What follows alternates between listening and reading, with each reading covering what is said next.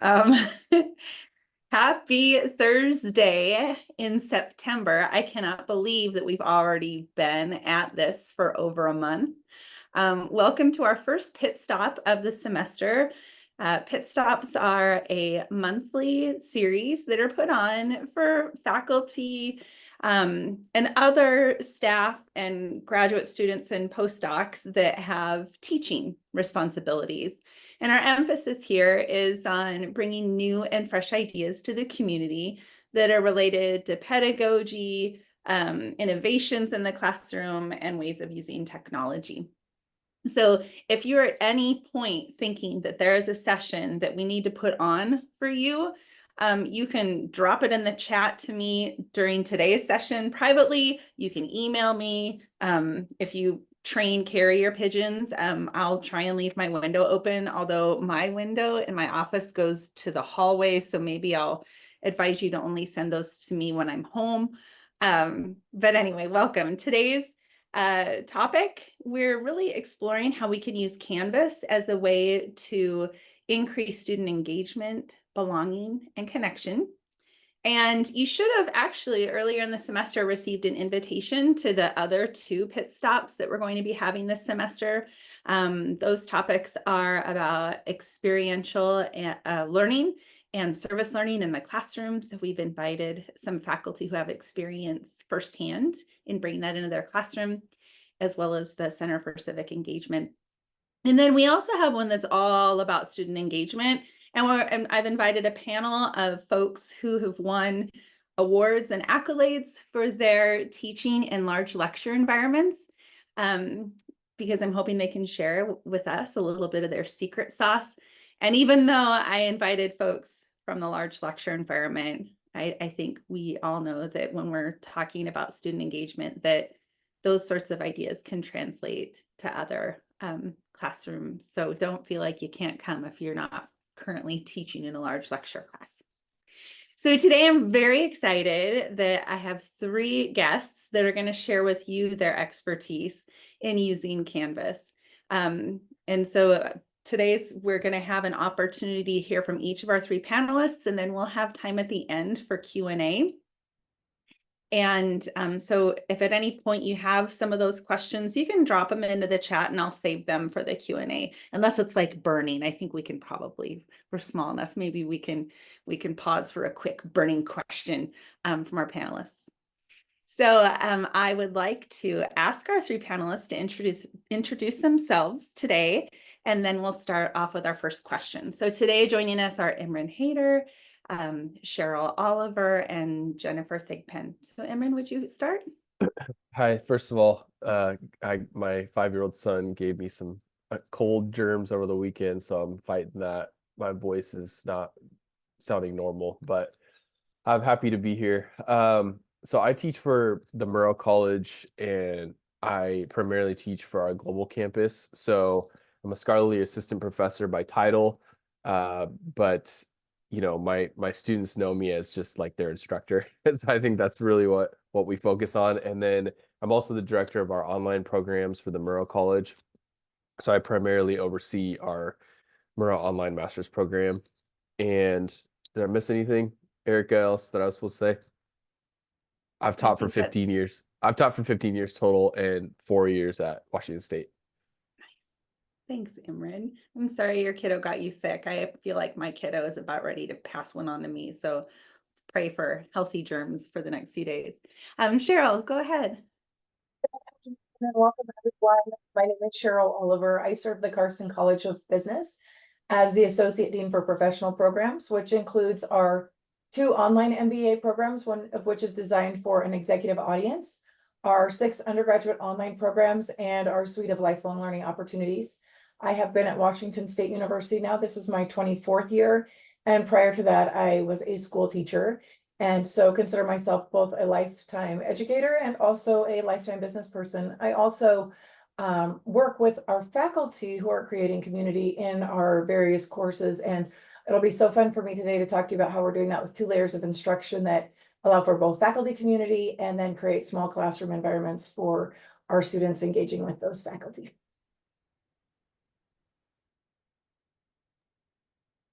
Hi, I'm Jenny Thigpen. I am faculty in the Department of History. I'm also the Interim Director of Learning Innovations and Faculty Fellow at Global Campus. And Imran, you just reminded me, I never thought about it this way. I've been teaching. I have a son who's almost 21, and I started teaching right after he was born. So I've been teaching for 21 years. I've been here at WSU for 16. And I have primarily moved my teaching responsibilities onto the global campus. So I'm very much coming at this conversation from a global campus perspective, but I think some of what we can, and what I'll talk about can be extrapolated to face-to-face classrooms as well. Thanks again, everyone, for being here. I'm really excited to have this time with you and with our colleagues. So I'm going to go ahead and jump right into our first question, and you can, we didn't talk about order, so if we want to go in the same order as your introductions, that's fine, or we can rotate through, that's fine too. But my first question to you is, I think we'd like to know a little bit about what belonging, connection, and engagement means to each of you before we hear about how you use Canvas to support that. Well, I guess I'll just go ahead since we had determined it beforehand. But I was kind of gonna want to flip it back to our audience and just say, you know, what does everybody think about this? And when you wake up in the morning, every day when you wake up, every time when you go to sleep, from the time you were a teenager till now, what does belongingness really mean? Like, is it a fluff term? Is it important? Does it have like high meaning? And does it create a T in the road for success versus failure? And so the way I've looked at it is fighting imposter syndrome is one. And if I do that at my age and my profession, I know that students are doing that too, because I had that question mark when I was an undergraduate. You know, do I deserve to be here? Am I smart enough? Am I qualified enough to be here? And the other aspect of this that I take away from it, I try to sort of relate to my students, is how each one of them may look at belongingness different. Is it cultural? Is it an academic thing? Or is it something that they want to have some type of connection with their students on a Canvas shell, which we'll talk about in a minute. So I think the belongingness question is something that we could write a book on, and we still wouldn't cover everything that applies to it. But the couple things that I want everybody to think about, that I try to think about, is what defines success for our students, and how do we create confidence for them to overcome imposter syndrome. And I think those are the two things that really elevate belongingness, if we want to just put air quotes next to it. For me, one of the ways I define belonging, connection, and engagement is thinking about, do our students and our faculty feel safe and understand the structure of an environment such that they can meet their objectives? And as Imran was saying, those objectives might be slightly different person to person, but when they feel like they're safe in an environment to be vulnerable as a learner, or to make a contribution that may not be, Imran, I'm right behind you, so excuse me, with the kids back in school game. Do they feel like they can share something as a student that may not be a fully formed opinion and still be able to get feedback in a meaningful way that allows them to learn and develop and grow safely? Do they feel like they can speak up and engage in the class, or are they sort of sliding by, hoping to go under the radar and not be seen or noticed? So for me, creating an environment and a structure, especially when we have these technical tools, whether it's in an online environment or leveraging technical tools for a face-to-face environment, is a really important part of providing them that space to connect and engage. I've been thinking about this a lot as we sort of lead up to this, and thinking about how connection and belonging and engagement fit together as you know, pieces of a big puzzle. And you know, again, coming at this from a global campus perspective, although I think it's true for campus students as well, that you know, at least global campus students, a lot of them are coming back after a long gap. They may have had an unsuccessful or two unsuccessful attempts at college, and they're coming back and they're feeling really unsure about whether or not they're up to the task. And so for me, thinking about ways to connect students to one another and to me as a resource, and helping them develop a sense of learned efficacy rather than learned helplessness, that they develop resilience and they view each other as resources for success. They view me as a resource for success. And the other piece is the engagement is creating an environment, as Cheryl said, where they feel like they can succeed, but providing appropriate challenges for them and making those challenges a little bit greater every time. When my son was learning to read, this is sort of a gross example, but his teacher brought in a bunch of different pairs of shoes and had them try on a pair of shoes that were clearly too small, and then a pair that were clearly too big, and had them walk around the room and have them think about, it was really difficult to walk in the shoes that were too small, and it was really difficult to walk around in the shoes that were too big, much too big. But then if you have a little wiggle room, you have room to, and the same is true with a book, right? If you're reading something that's way above your comprehension level, you're going to get frustrated and give up. If you're reading something that is too easy, you're disengaged and you check out. And that has always stuck with me in terms of engaging my students and giving them appropriate challenge, and then giving them the structure to grow into challenge and to grow over the course of the semester. I tell you what, finding appropriate challenge for students, for me personally, it took a couple of years of teaching. I still remember my first semester on the tenure track, and it felt like drinking from a fire hose. And after that first year, the first semester of teaching, I felt like a huge failure. And that only amped up my my imposter syndrome and my belonging questioniness. Like, do I really belong here? I can't even teach a course. So, I love what you're saying there, Jenny, about appropriate challenge for our students. But I also think it's important to remind ourselves of our own appropriate challenges. And so maybe it wasn't very realistic for me to think in year one that I was going to be an award-winning teacher. I don't know. But thanks to all of you for sharing your thoughts on that. My next question is now a little bit about the applied, right? You told us what belonging, connection, and engagement means to you. And now I'd like to hear how you use Canvas to help make that happen. And this can be in a global course, that can be in a face-to-face course. Just give us some insight about what you found to be successful. All right. So I'm going to throw out a couple specific options, and then obviously, I think the best thing about these type of virtual events is that we can have audience feedback and questions, and then we can see what works best for you, because these two options may not work best for you. Depends on your teaching style, personality type. I've been dedicated to teaching for Washington State for 4 years, all online, and in 2020 it was virtual. So we had Zoom meetings, but asynchronously, it's not live, it's all recorded. So that leads to the question, it's like, how do you create some sort of impact for your students to feel like there's not a robot teaching their class on Canvas, or somebody that actually gives an SHIT about them is teaching their class? And so I think that the little things, the low-hanging fruit things, are like, can you be present in the shell? And so the number one thing I'm going to say, this is just silly for me to put out there, but it's effort. It really is effort. It's like, how much effort do you put into going into class at some point face to face?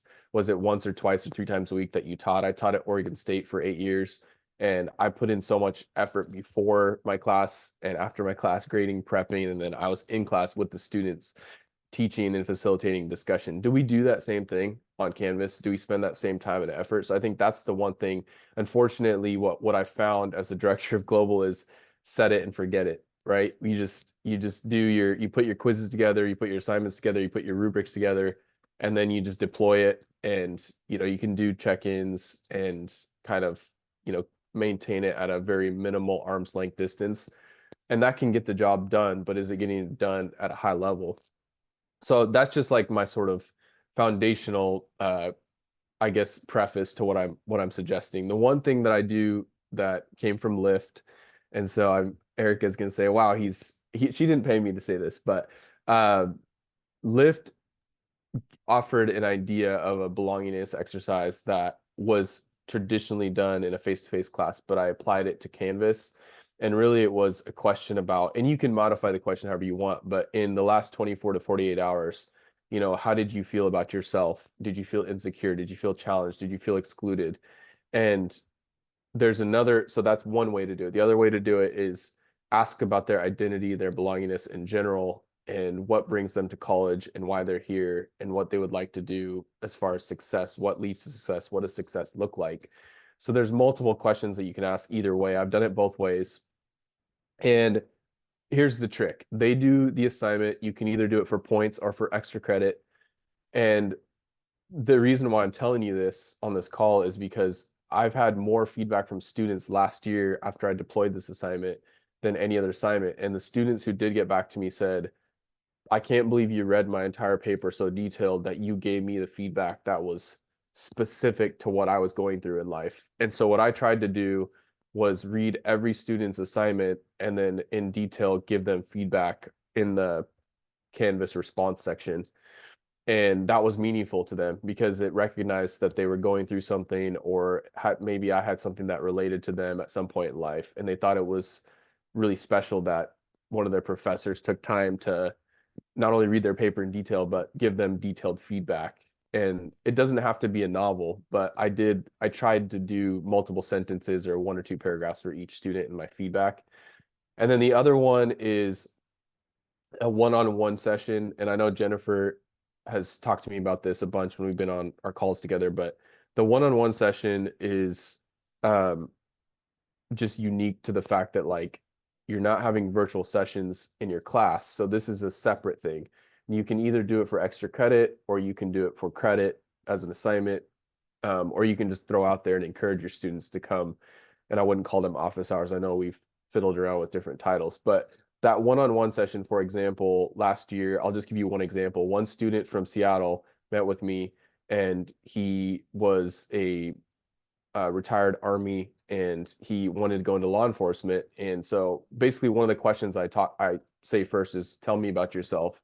And then from there I say, why are you in college? And then what do you want to do after college? Those are a couple of prompts that I use, but I really try to get them to talk to me instead of them hearing more from me to them, right? So he opened up and said, I want to go into law enforcement, but he didn't have any connections. So I set him up with 2 people that I knew, a chief of police here locally in Oregon, that could help him kind of figure out what major would work best, what internship or observation process would work best for him.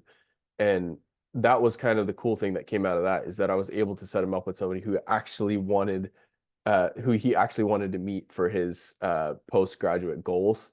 And so I think we really connected, even though we didn't have a ton in common. We connected because I was able to sort of convince him that one of the reasons why students are in college, in my opinion, that's underrepresented, underrated, is you inherit a network. And so like one of the other things that I try to tell my students every class is to belong is to know that when you're at Washington State, for example, you really do inherit a network. Like people here want to advocate for you and network with you and pass along your resume to somebody. And so you have to utilize that, get to know your professors, get to know your classmates, get to know the administration. And so one of those things about belongingness that really was great with several different students last year was being able to learn about them and their personal life and then their goals, and just having that one-on-one conversation piece. And I did offer extra credit that semester, and I think out of a 25 student class, I think I had like 10 show up. So it was cool. It was better than nothing. And it was great talking to those 10 students. All right. I think I've taken my time. I'll pass it on to Cheryl. Okay, I'll be really careful to condense my 3-day TED Talk into 5 minutes too.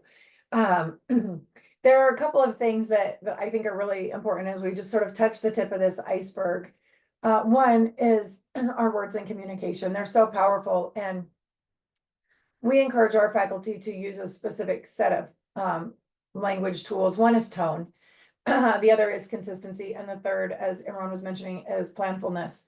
You know, that time and space continuum between the faculty and the students and the students and the students and the content in an online environment is so different than when we're showing up in the same physical location together, reading each other's body language and intonation and really diving into the topic together. And so that planfulness around communication and ensuring that you're creating the roadmap for students through the program or the content is a really important element. And the tone is also really important because it encourages them to, as Jenny was talking about, that right amount of challenge, but also that right amount of support. I'll use a very specific example. I was working with a faculty at one point who teaches a very difficult quantitative subject in business. And it's typically a place where students are very nervous, especially students who may not have done well in high school or college mathematics or science. And a student wrote to the professor and said, I am very anxious about your class. What materials do you recommend? How can I prepare? And the faculty member took it very personally and said, how dare you question my ability to teach this course? I have this degree from this location. I've got this many publications. I've been teaching for this many years. I'm more than qualified. And the student opted not to continue.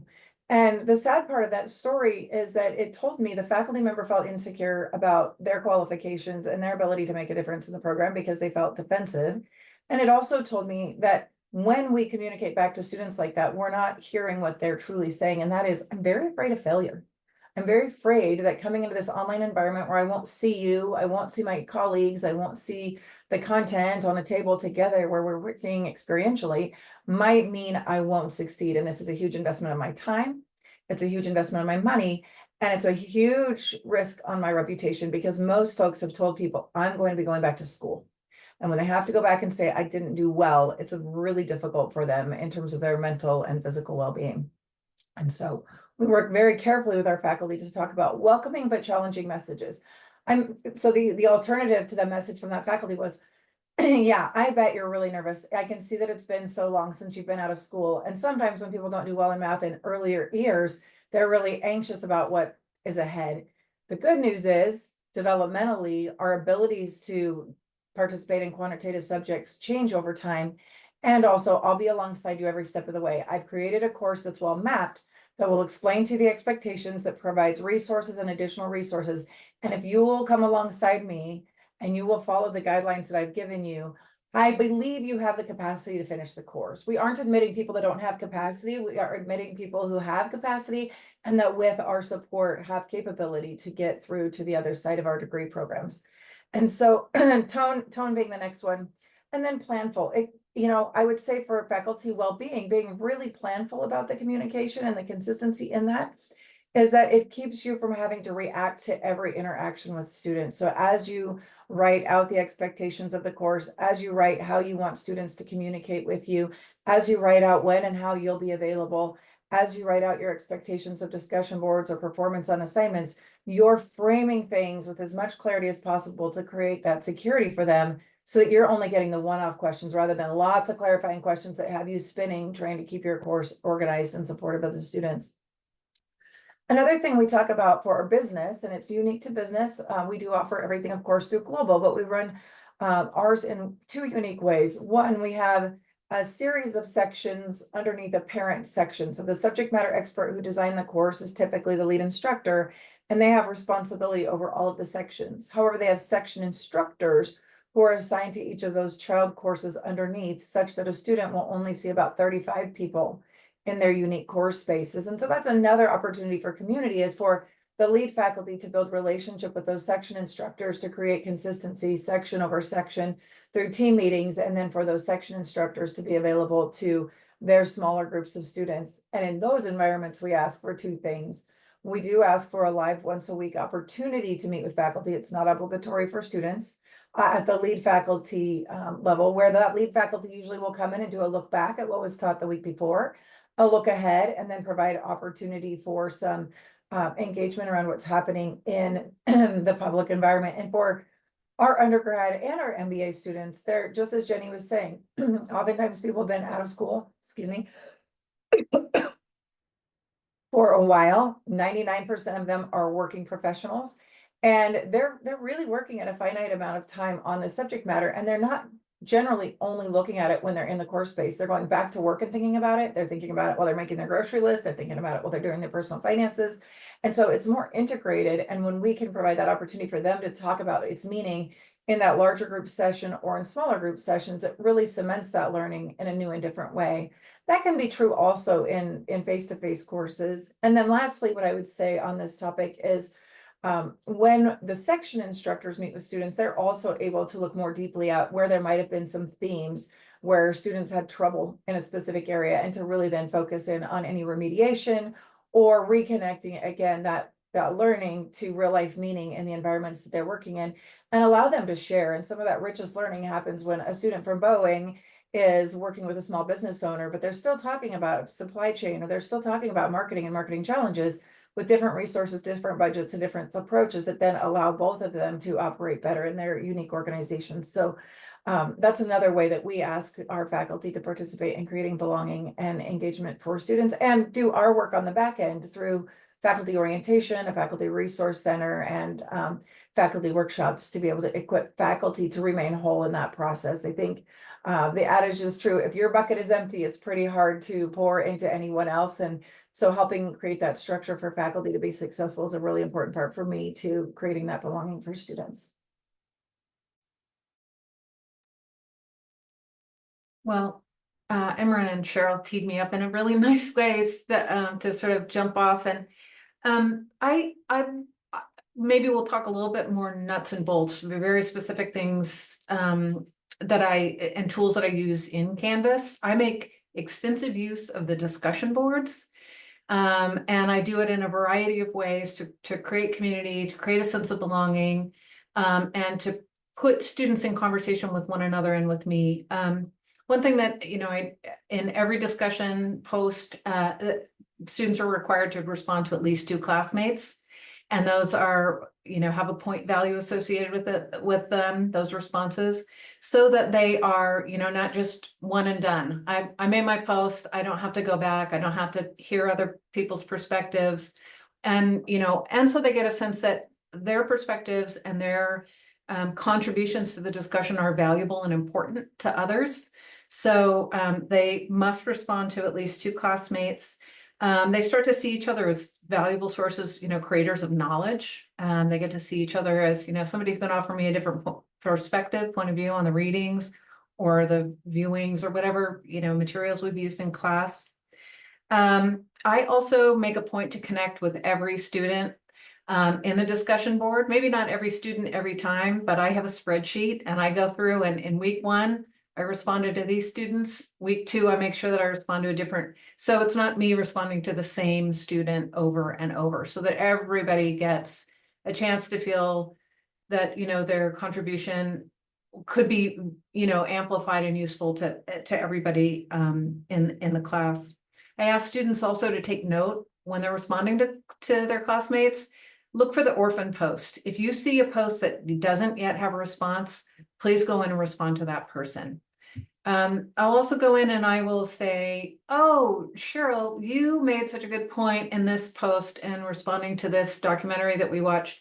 Imran had a very different perspective. I wonder if the 2 of you might benefit from having a conversation. And, I'm really trying to direct Cheryl and Imran to have a connection and to communicate with one another, even if they disagree. Sometimes it's when they agree. But, giving them the students the opportunity to engage in the way that you would in a physical classroom. That's a free exchange of ideas. I really want to create a cohort effect. I teach a lot of courses that are specific to our major. And so those students are going to, meet each other in another classroom setting. So I think the more that I can set them up to cohere in my classroom, they're going to cohere in another classroom, and they're going to go through the program together. I do a lot of extra credit discussion boards. They're worth 5 points in a 1,500 point class, worth nothing. Students will always respond to them, and I usually time them. So the one I did this week, I can feel them starting to feel like, oh my gosh, the weight is starting to crush me a little bit. I ask them, what's one thing you do to keep your spirits up? And then respond to 2. And the responses are frankly pretty amazing and very sweet. They're very encouraging of each other. I know you're tired, but you've got this, just, prioritize sleep. It's really lovely how they cohere around these 5 point extra credit discussions. Sometimes I'll ask them, just share one thing you're proud of. And students will post pictures of their children, of their needlepoint. It's just again, the points are meaningless in the scope of the class, but the payoff is great in terms of their connection and their sense that they matter in that classroom community. I also do a whole bunch of reflection discussions related to their assignments. So right now I'm teaching an upper division research, which is a big, students come in, sure they're going to fail. They've never done anything this big. And I scaffold those assignments so that a certain amount of, and I would never say failure to them, but failure is not only expected, it's okay, and you can recover from it. But I have them do reflection discussions around the assignment. So they come back into the discussion board and they say something that went right with that assignment, something they felt really good about, something they struggled with, and then how did they recover from that struggle, or what were their strategies? And again, with this idea of learned efficacy. And I repeat that discussion, structure over time, so they get the feeling, they get the message, oh, I struggled with that and I overcame it. And then I struggled with that and I overcame it. And then I struggled with that and I overcame it. And it's particularly useful when assignments get harder over the course of the semester, and they do. I start with really easy assignments. I told Imran and Cheryl I'm going to write an article someday, the case for an easy assignment. You start with something that they just can knock out of the park as a first assignment. It's a great place for them to start, but it's going to get harder. And when they can come back and reflect, oh yeah, every time I thought I couldn't do it, I did it. And then, of course, they also have to circle back to their classmates and say, oh my gosh, I never would have thought of using that as a strategy when you can't find primary sources. What a great idea. And then the last thing I do, I know I'm almost out of time, is I ask them as one of their last discussion posts, they write a kind of a letter to future students. What advice would you give to a student taking this class next semester? What helped you succeed? What could you have done differently? What were your greatest successes? What are some resources you would point them to? The trick is you have to remember to post those the next semester, so that students really can see that the advice they give is going to be carried forward to future semesters, future students. And students actually, I stole this from Lyft. Erica also didn't pay me to give this plug. I stole that from Lyft. Students loved that assignment. They really felt like it was an opportunity for them to reflect on. Often at the end of the semester, they're like, I'm just done with the class. Phew. And they don't think about how much they've grown and how much they accomplished. And that gives them the opportunity to really reflect on, I think this every year that I do annual review, I hate doing it and I resent it. And then I get done with my annual review and I think, I did a lot this year. And it's that opportunity for them to think about what they did and to help other students come along. So other students who might have felt, I can't finish this class, I'm not up to the task. So those are a few of the things I do in my course spaces. Oh my gosh, there's so many good ideas here. I don't even know where to begin. And I'll tell you all that in preparing for this panel, I got to hear about all of their ideas, and we would have had like a 4-hour pit stop. So there's some questions that are showing up in the chat. This is our time to further pick these folks' brains while we have them, but I also know that these folks are also very open to email and even scheduling time on Zoom to chat. So don't feel like this is your only chance. There's a question in the chat. This one's from Katie, and it's for Jenny, although I think others can probably ring in too if they want. She asks, do you feel your responses within the discussion are more valuable than assignment comments in SpeedGrader? And I'm just going to say, for folks who haven't used this feature that Katie's talking about, maybe you haven't seen it, maybe you don't even, we all use Canvas in different ways, but you can actually go in to each student's individual submission and provide them feedback via SpeedGrader. I have found, and maybe someone can tell me how to avoid this, but sometimes students reply in SpeedGrader and Canvas doesn't tell me. So that if anybody knows the secret to that, message me privately. But Jenny, I'm going to let you answer Katie's question. I would say I don't view them as mutually exclusive. I do both. So even if I've responded to them publicly in the discussion board, I go in and privately say, wow, that was, really impactful. In the discussion board, my comments are more about the value for all of us to learn or to deepen our knowledge. And then in the speed grader, I'll talk about, oh, this is particularly effective because you used the readings in X, Y, and Z way, and you used evidence in a really smart. But I have a daughter who just finished college, and she loved it. And I kind of stole this from her. She loved it when a faculty member would call out her post. It made her feel like, oh, what I had to say was important enough that that my faculty member paused to highlight a contribution I had made. And so I feel like the two serve very different purposes. One is to sort of highlight their contributions in the classroom space, and one is to give them very in speed grader, it's about feedback. What you did well here, here's what you're being graded on. And my students say, oh, you always make a nice sandwich. I start with the thing they did really well, and the start of the feedback and something they could work on or continue to think about. And then here's what I see for the future. So I see those working in tandem. I also, sometimes I think, let's not do exactly what we do in face-to-face in a 100% online environment, but there are some translations. You would have a course discussion, and if Jenny raised her hand and said something valuable and Imran played on it, you as the faculty would triangulate that conversation, which is sort of equivalent to the discussion boards. But if you're handing back paper tests, you would have written Jenny a note that says, Jenny, I really like your comment here. Oops, citation there. Can you expand on this thinking? And that would be more of a private conversation between you and the student. And the thing I would point out is, excuse me, that we wouldn't do those as though they existed in two different spaces, because of the student. I think one of the really important things about working particularly in the global campus environment, is that whatever's happening in that speed grader conversations shows your fluency and knowledge about the student from the discussion boards, and isn't like a standalone robotic comment here or there. And that is some of, I think, the hard work to be done that Imran was talking about in terms of really being present and treating that online space just like you would a face-to-face space, just recognizing it's a different environment.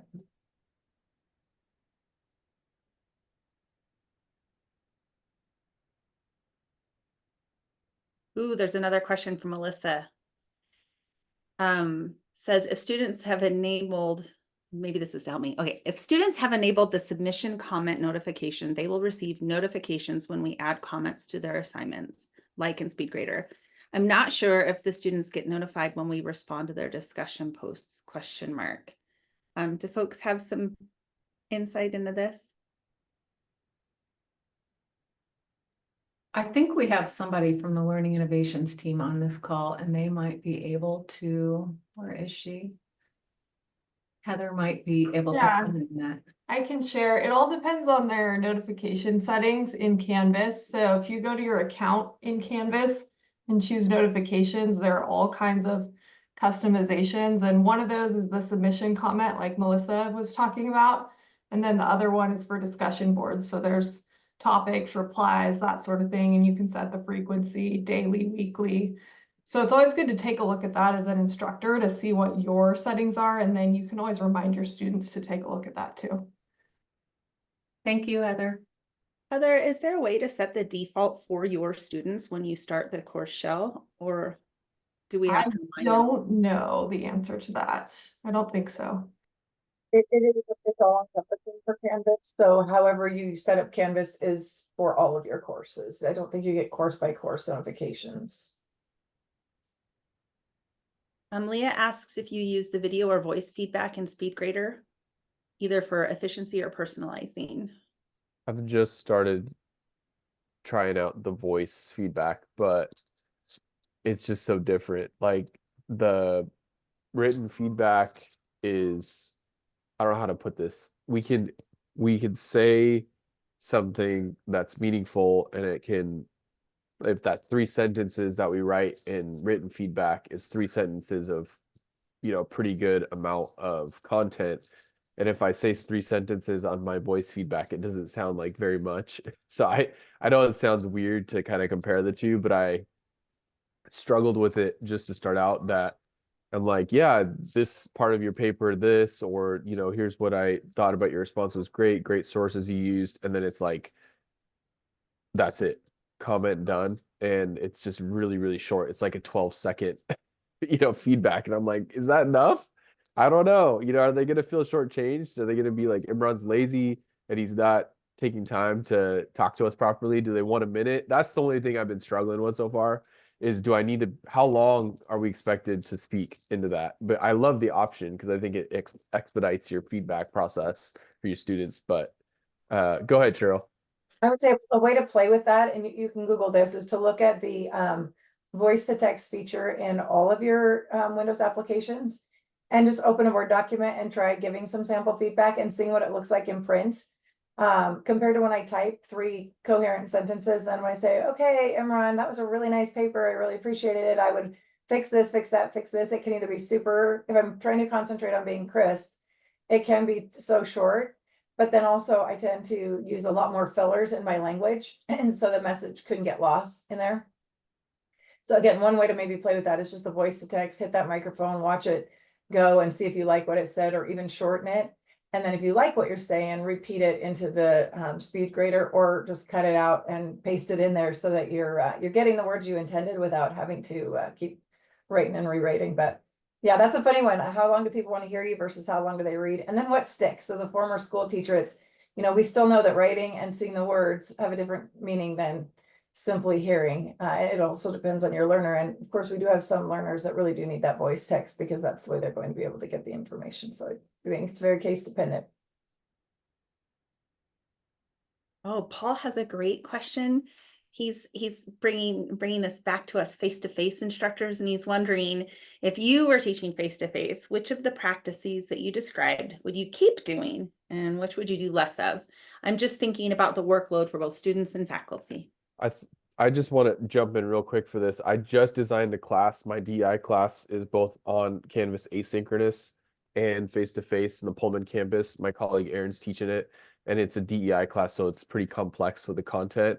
And what we've decided is that on Canvas, we're going to try to do more of the, I mean, it's all complex, but I think what policy issues and policy that we're focusing on with our class discussions, and then the belongingness and how we apply some of the personal experiences we're going to do on the reflection side on Canvas. So that's one way we're differentiating, is when students, I think not everybody's as confident sharing their feelings in an open discussion.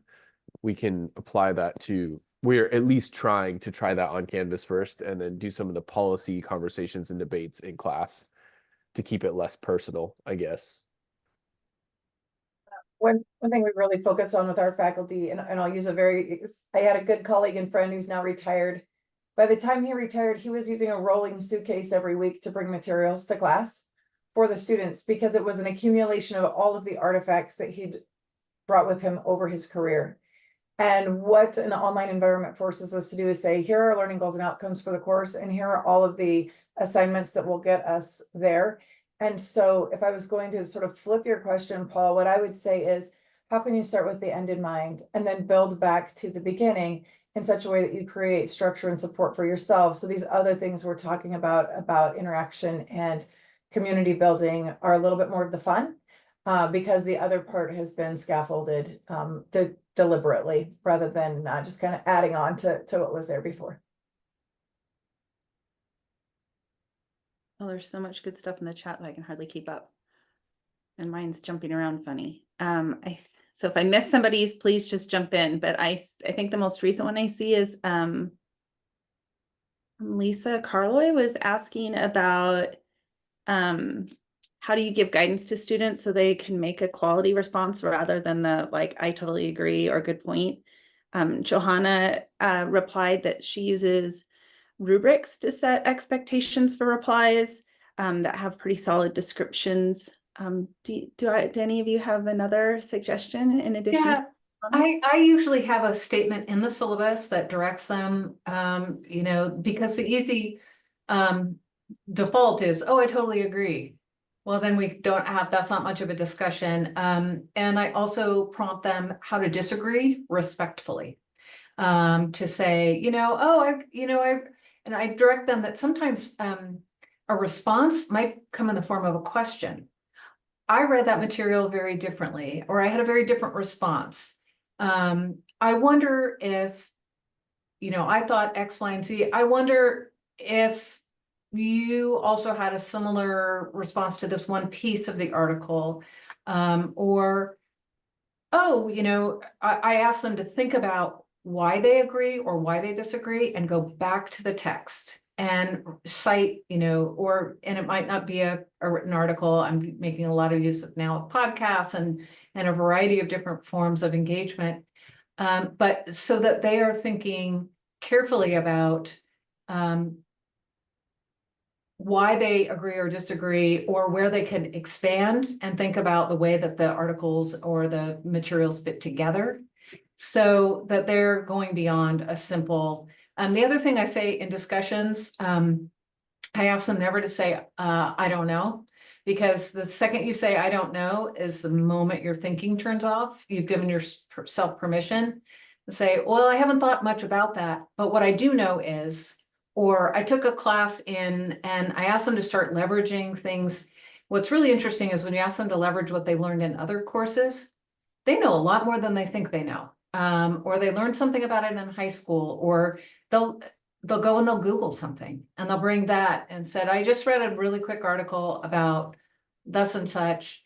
And that got me thinking about, you know, the way that Cheryl Oliver, you know, approached this in her article on. So, you know, I give some guidelines for good do's and don'ts. Don't say, I don't know.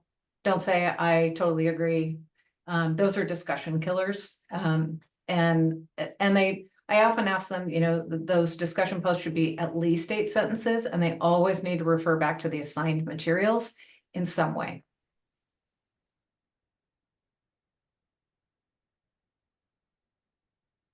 All right, we have 3 minutes until the top of the hour, so we would probably have time for one quick question. If there are any last ones, or, you know, successful things that's happened in your class that are related to the questions we just heard.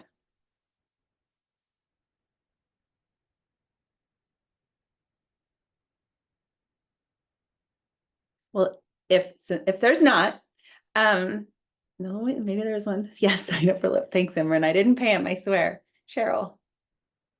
Say one thing, because all of the students I used to deal with face-to-face students all the time, and now I entirely work with online students through the global campus. And one of the coolest things for me is that we invite them to participate in commencement, and global campus has a commencement on the west side, but we also held one here in Pullman, which is where we encourage business students, because our business faculty will be here. And the coolest thing for me as an output of all of the effort of the attendees on this call is seeing those students that are from global campus, seeing each other as bigger than just what we're looking at right now for the first time, sizing each other up and saying, wait, are you so-and-so? Oh my gosh, hey bro, what's up? Or hey, oh my gosh. And you know, they're sharing their children. This is my family, this is my life partner. So-and-so, this is who got me through my degree. This is my best study buddy. This is who I got that really great idea for that we used in the HOA or the Y that we're on the board for. And they're talking in such excited tones about the way that they each other, they don't know who I am, they don't care. They are really excited about they've met through the programs, through the courses, through the engagements that we provide for them. And I think that's just such a special part about what everybody on this call, not just the panelists, but those of you interested in being here and learning and participating today do, to create these connections regardless of time and space that allow people to feel connected to each other, that make a difference for them in their academic goals, but also create a network of support for them for their life. And I just, you know, it sometimes elicits emotion for me to think about the effort it takes to do something under these conditions in such a meaningful and powerful way. And you know, people say higher ed is slow, but wow, look what we've done. Thanks, Cheryl. I'm just going to say a couple things. One is that if you have a colleague that couldn't come today, the recording is going to be posted up on our YouTube channel, so you can share that with them. And I'd also just like to extend a really heartfelt thank you to Imran, Cheryl, and Jenny. You gave us so many wonderful ideas, and we appreciate your time. All right. Have a great rest of your week. Watch out for those cars.